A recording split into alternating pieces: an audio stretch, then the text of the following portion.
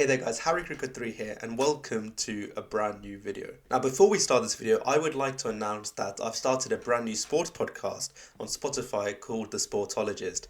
If you're into cricket, football, tennis, whatever sports, we're going to be covering it all in a brand new format where we're really going to engage with the fans, talk about the latest biggest points in all the sports. We're going to be making predictions for loads of sports, and it's going to be really engaging new format. So if you're into sports, definitely give it a listen, but do so after this episode, because today we're going to be discussing 5 new changes that I would like to see in cricket, that I think cricket needs in general in 2025. Now the way we're going to do this is I'm going to explain the change, and then we're going to rate it based on 3 factors. Practicality, as in, will it actually be applied? Can ICC agree to it?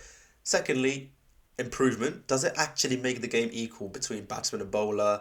And would the cricket fans actually like it? And number 3, entertainment. Will the people going to the match, will they feel more entertained by it? Will people watching feel more entertained by it? I will admit, a lot of these are probably not going to be very high in entertainment factor because I'm trying to make the game more equal rather than more entertaining. But let's see how it ranks. And leave your rankings down below for each one. But let's begin. Okay, so change number 1 is the batsman cannot hit the ball twice. Now, if you're new to cricket, you're probably thinking, what is he on about? In baseball, you can't just pick up the ball and hit it again. No, but in cricket right now, if a bowler has bowled a ball to me and I hit it with my bat, like edge it or something, and it hits my body, hits my helmet, and it's about to roll onto the stumps, a batsman is just allowed to tap it out of the way. I think this should not be allowed, personally, because my job as a batsman is to prevent it from hitting the stumps. That's fine. I should not be allowed 2 shots to do that. If his ball is going to hit the stump, I am not allowed to move out of the way and save myself. It happens often enough for me to notice it, but it's not like the number 1 way of bowlers getting wicket. So is it a huge issue for batsmen? I don't think so. And I think the ICC would apply this in a straightforward fashion. Now, I read about the in-depth rule of this. Apparently, you are allowed to do it in terms of protecting your stump, but the only time you're not allowed to do it, and you are given out, is if you're preventing a catch of a bowler, which makes sense anyway, so I don't know why that's a rule, but I think this should be added. In terms of the 3 factors we're going to rank it on, practicality-wise, I think this is 5 out of 5 stars because I don't really see any issue with it in terms of batsman or bowler. In terms of improvement to the game, it doesn't improve the game that much, I'll admit, because it doesn't happen often enough to improve the game massively. I'll give it a 1 star. And in terms of entertainment, probably 0 stars. Actually, maybe 1 star instead of 0, just because beforehand, if the ball is going to roll onto the stumps, the fans kind of know that the batsman's going to tap it out of the way. Now, I guess, there'll be a bit of drama of whether it will hit the stump or not. So maybe 1 star in terms of entertainment. But I think this is quite an easy rule to add and an easy change to make to cricket. Okay, so change number 2. Now, this is not a rule change. This is just a general cricket change we need to do. And that is, India against Pakistan should not be forced at every single ICC tournament. Now, I am Indian myself, I'll admit this. I watch India-Pakistan pretty much every tournament we play. And it is good because, both really good cricket nations, and the hatred for each other kind of makes it a big spectacle. And yes, it brings a lot of money to the ICC. However, I think this is a joke that it's being kind of forced down people's throats, because this doesn't happen in any other sport. It's not like England are made to play against Germany in football all the time. And I understand that England-Germany in football isn't as big for the game as India against Pakistan is for cricket. But the fact that the matches are kind of fixed so that they play each other, I think that's a joke. I think if India against Pakistan happens naturally, it should be a spectacle like, oh my god, we've got this big game to look out for. It shouldn't be something that we're already prepared for every single tournament. And I understand that it's there because India and Pakistan don't play each other in any friendly matches or anything, because there is no friendlies with India and Pakistan. But I just think this is a change that's got to be made. I know the next big tournament is the 2026 T20 World Cup. I do not want to see India and Pakistan drawn in the same group or anything like that. If we meet each other, let us meet each other in the semi-finals or the final naturally. That would be a much greater thing for the game. But I think this is a simple change to make. It's just changing, a few fixtures around. Would people agree to it? That's the question. Practicality-wise, probably 0. Actually, no, I'd say 1 star, because I think every single fan of cricket and every single fan of a country that's not India or Pakistan would be fine with this. However, improvement-wise, does it improve the game at all? I think it does. I think it improves the game a lot, actually, because it makes the game fairer for the other countries. I'll give it 3 stars. In terms of entertainment, it's a 0 stars. It does not improve the entertainment at all, because India against Pakistan is a huge spectacle, but they need to do something to mix it up, because I think India playing Pakistan every single time, it's not that enjoyable. Okay, so number three, and this is just simply the LBW system. I think something's got to change with it. Now, obviously, there's a lot of debate around umpire's call and should it be allowed or should it, be removed from the game. For me, I think umpire's call is fine. I think it adds a little bit of drama to the game. However, the one thing I don't understand, I never have understood, maybe I'm not enough of a cricket nerd to know about this, but why is impact in line and why is pitching an actual thing in LBW? Because in my opinion, if I'm a bowler, okay, I'm a spinner myself, I'm a leg spinner. If I bowl a ball and I'm able to turn it from the leg stump all the way to your off stump, which I cannot do, but if someone can, and the batsman's just allowed to put his leg in between the stumps, I'd be like, oh, sorry, mate, I'm not out. That should not be allowed. It doesn't matter if I pitch it on the off stump, leg stump, in my back garden. If it's going to hit your stumps and you know it's going to hit your stumps, the only thing you should be allowed to do is hit the ball with your bat. That's why it's there. That's why it's in your hand. You can't just suddenly hit it with your leg and kick it and then suddenly say, sorry, it's not out, it's not pitched in line, it's not. No, that should not be allowed. I'm sure people would find ways to correct me on this. Now, I remember hearing in a podcast that the reason this is a thing is because batsmen will stop playing shots like the cover drive and things like this because if it keeps getting pitched on leg stump, then they have to worry more about the spin there, and I understand that a little bit. Now, my point is the spinner's getting punished here. He's able to turn the ball, pitch it perfectly, hit the stumps, and he's getting punished for it. That should not be allowed, in my opinion. They need to change this. And the biggest improvement this would make is just for umpires. You don't need umpires call anymore. The umpire, his job is not to look at, oh, does it impact it? No. His job is very simple now. He just looks at the stumps. Is the ball going to hit the stumps? Simple. The umpire will get 99% of decisions right. Now, I will admit, umpires are already exceptional at giving LBWs. But this will make them even more exceptional. Like, it's impossible not to give an LBW. If you can see the ball is going to hit the stumps, it's hitting the stumps. Do you need umpires call anymore?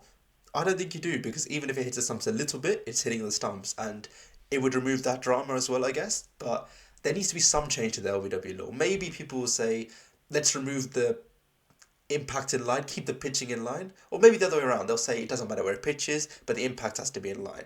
Maybe that's true, and I could see that happening because I see so many occasions where the ball's going to hit the stumps, but it will pitch outside leg stump, and they're like, oh no, it's not.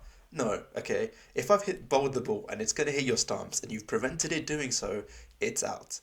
Now, currently, cricket is the batsman's game. Are they going to agree to this? Absolutely no chance because they have many new ways of getting out now. They have to worry about everything. They have to worry about putting their bat on a ball which, regularly they could have just kicked away. It's a new factor for them. So, overall, practicality wise, I'd give it a 1 star.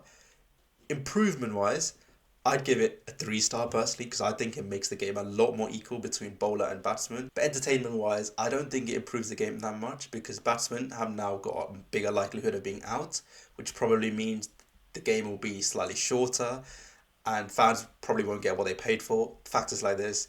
But I'd give it 1 star because I think it does add to the fact that bowlers can get batsmen out in different ways now, which for a cricket fan is entertaining. Okay, so number 4, and this is simply to reduce the batting power play in T20 cricket.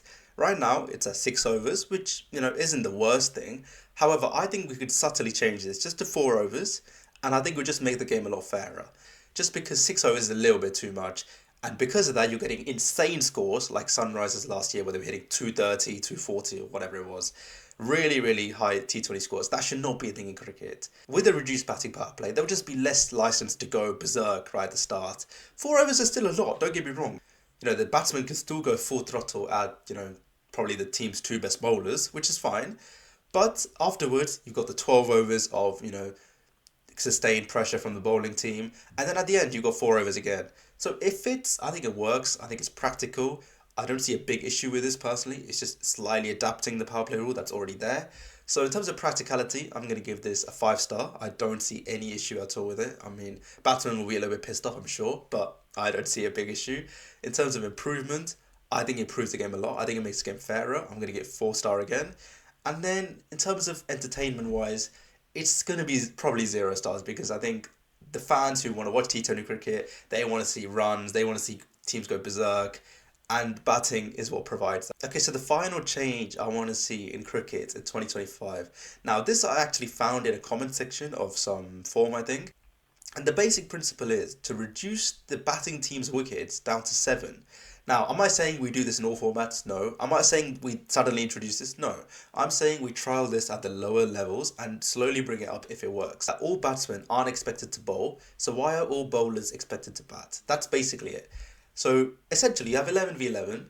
Let's say out of the 11, because it's 7 wickets now, 3 of your players are not allowed to bat. Now, obviously, every team is going to put their 3 of their best bowlers as the guys who cannot bat. Now let's have a look at the India team against South Africa in the T20 World Cup final to analyse how this rule change would basically work. So as you can see next to me, this is the 11 players. Now 3 of these players did not end up batting on the day. Now this wasn't because of the 7 wicket rule, this was just because they didn't have to bat in the end. So those 3 are clear bowlers. They're Arshdeep Singh, Kuldeep Yadav and Jasprit Bumrah. If India had this rule already, okay, let's say it's a format, 7 wicket rule, they would have already said to these 3, you're not batting today, okay? The other 8, if needed, all 8 of you will bat. Now, the biggest improvement this makes it makes all-rounders a lot more important than they already are, which in T20 cricket, they are already important. This would make them even more valuable, especially in franchise cricket, because they are going to be the guys who are expected to bowl and bat. They're the superstars of this format, basically. Now, does this rule change anything drastically? Not necessarily. If I'm a chasing team and my team wins and we haven't lost a single wicket, we win by 7 wickets, not by 10. So that's the only subtle change it would be. Now, the thing is, in T20 cricket right now, so many runs are being scored and it's very much a batsman's game and it's turning slightly into baseball. This would make it more back into cricket. Now, let's say theoretically, I'm batsman number 4 and you're batsman number 5, okay? So right now, with the 10 wicket rule, we're saying to ourselves, we've lost 3 wickets, but it's fine, we've got 7 left. Now, it doesn't even cross our minds that some of those 7 wickets are bowlers who aren't that good at batting. But we've got 7 wickets left, which means we could go still very aggressive, we could bat quite highly, and we could carry our team to 200 plus runs, let's say. Now let's change that. Let's say you're batsman number 5, I'm batsman number 4 still, but now it's 7 wickets. We've only got 4 wickets left, which means the batsmen at the front have to be a lot more conservative than usual. We have to be a lot more conservative if they suddenly collapse.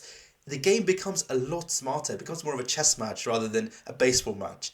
And for cricket traditionalists, I think they would love this. However, if we introduce all the rules I've talked about today, the bowling team could bowl them out with weird new LBWs, the power play would be reduced, all this stuff. So maybe it becomes a bit messy. But as a separate rule change, if we were to keep everything else the same, I think this would be really nice to see at a lower level, see if it works. If it does work and we bring it into a slightly higher level, I think cricket traditionalists would start appreciating T20 a lot more, because now it's not just about, oh, the bowler's going to bowl to me, I'm going to whack him for 6. No, I've earned the 6 because I've played conservatively, I've had to be smart. My team's only got 7 wickets. We're going to bat the whole innings. We're not going to go berserk. And now the last power play at the end, where we have 2-3 wickets remaining, that's when we go berserk and we can try and make the most of our runs. It makes the bowler more important. It makes the batsman more important.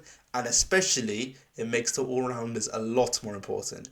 And in franchise cricket, you would see all-rounders getting sold for billions. Now, I will stress, I do not think this is a permanent solution to T20 cricket at all. I would just like to see this added and see how it would work at a lower level.